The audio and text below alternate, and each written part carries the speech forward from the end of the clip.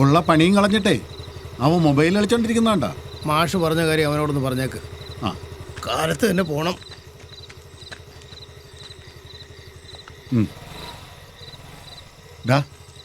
നാളെ നീ ആ മാഷിനെ പോയൊന്ന് കാണണം.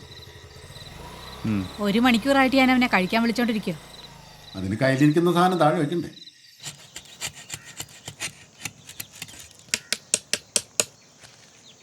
ആ മാത്തുക്കുട്ടി. അല്ല മാഷേ, എന്തായാലും ഇതൊക്കെ വെട്ടി കൈത്ത് തടഞ്ഞാൽ നന്നായി. ഇപ്പോൾ റബ്ബറിന് നല്ല വിലയല്ലേ?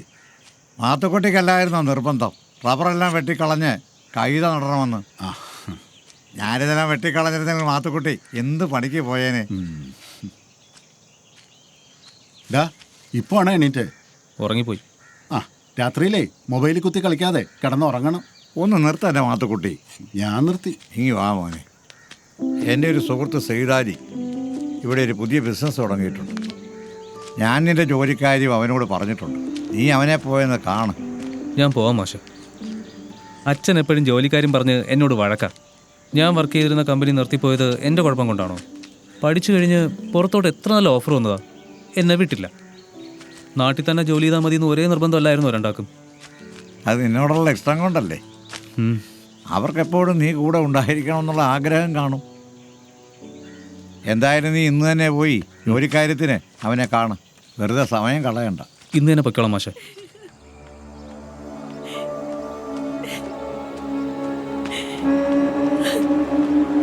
ജോജി, ജോജി, എന്താ ജോജി, എന്താടി ഇപ്പൊ വരാ, നിക്ക്.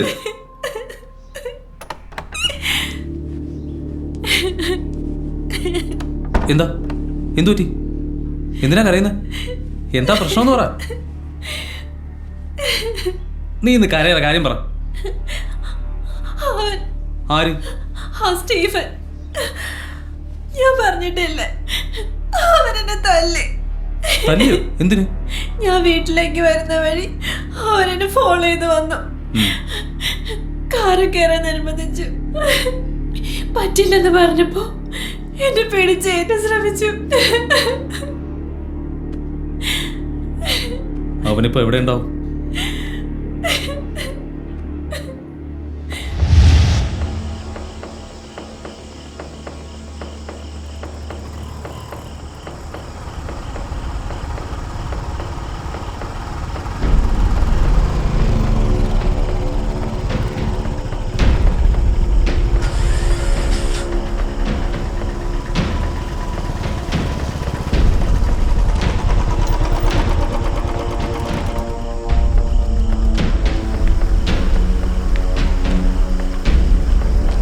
ചേട്ടാ, ഈ സ്റ്റീഫൻ റൂം ഏതാ? ഇവിടുന്ന് ലെഫ്റ്റ്. താങ്ക്സ് ചേട്ടാ.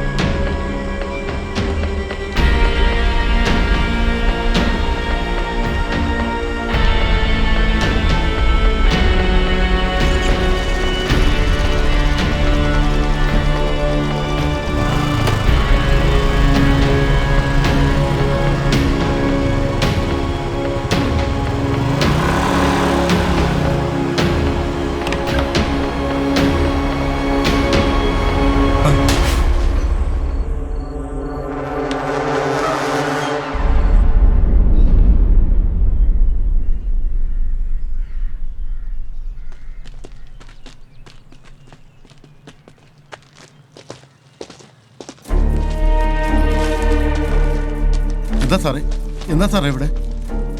ജോജി അകത്തുണ്ടോ? ഉണ്ട് സാറേ, അവൻ എഴുന്നേറ്റില്ല, അകത്ത് കിടക്കുക. കേറി നോക്കണം. എന്താ പ്രശ്നം? എനിക്കറിയില്ല. സാറേ എന്താ കാര്യം? എന്താ കാര്യം? അമ്മ, അച്ഛാ, എന്താ ചോജി?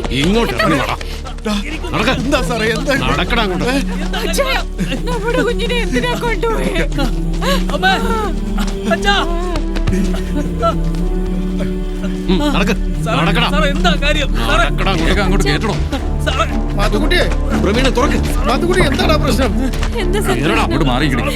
ഇതൊന്നും അറിയില്ല സാറേ. ജോജി ജോജി ഞാനൊന്നും ചെയ്തിട്ടില്ല. എന്താ ജോജി കാര്യം? എന്താ സാറേ ജോജി സാറേ, എന്താ സാറേ പ്രശ്നം? നീ ഇങ്ങോട്ട് അങ്ങോട്ട്. എന്തിനാ സാറേ അവനെ കൊണ്ടുപോണേ? അതൊക്കെ വഴിയാ. കാര്യം പറ സാറേ.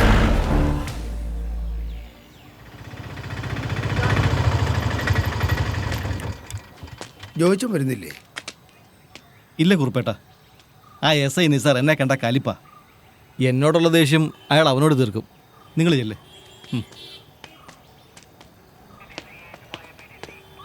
സാറേ എന്താടോ അവനെ ഒന്ന് കാണാൻ അനുവദിക്കണം. ഇപ്പൊ കാണാനൊന്നും പറ്റത്തില്ല.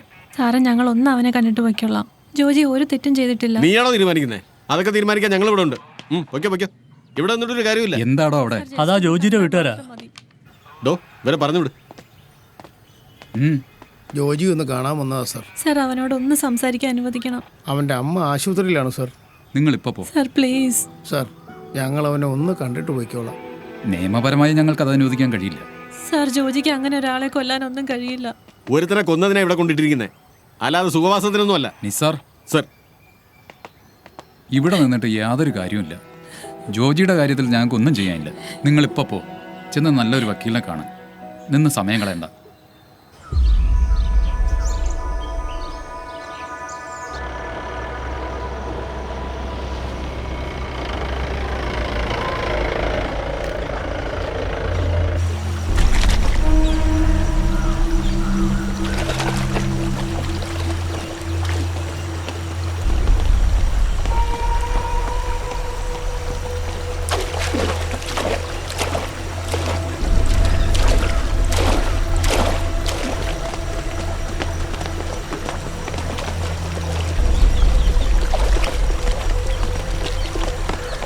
ദേ അവൻ. സാർ ഇനി അവനെ ഇവിടെ വാ, വാ, വേഗം വാ. വാ.